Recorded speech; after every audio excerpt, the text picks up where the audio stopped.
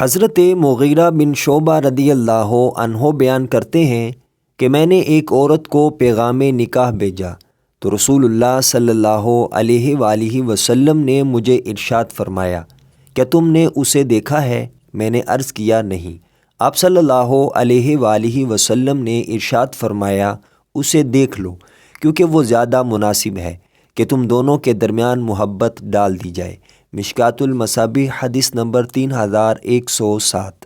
حضرت ام سلمہ رضی اللہ عنہا سے روایت ہے کہ وہ اور حضرت میمونہ رضی اللہ عنہا رسول اللہ صلی اللہ علیہ وآلہ وسلم کے پاس تھیں کہ اتنے میں ابن ام مکتوم رضی اللہ عنہ آئے اور آپ کی خدمت میں حاضر ہوئے تو رسول اللہ صلی اللہ علیہ وآلہ وسلم نے ارشاد فرمایا، تم دونوں اس سے پردہ کرو۔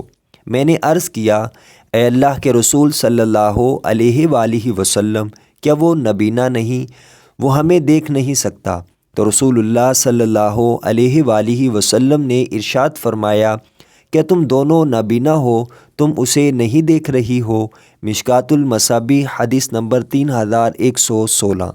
حضرت ابو سعید رضی اللہ عنہ بیان کرتے ہیں کہ رسول اللہ صلی اللہ علیہ وآلہ وسلم نے فرمایا، روز قیامت اللہ کے ہاں سب سے بڑی امانت، اور ایک دوسری روایت میں ہے، روز قیامت اللہ کے نزدیک اس آدمی کا مقام سب سے برا ہوگا جو اپنی اہلیہ کے پاس جاتا ہے اور وہ اس کے پاس جاتی ہے، پھر وہ آدمی اس کے راز افشاں کر دیتا ہے۔ مشکوٰۃ المصابیح حدیث نمبر 3190۔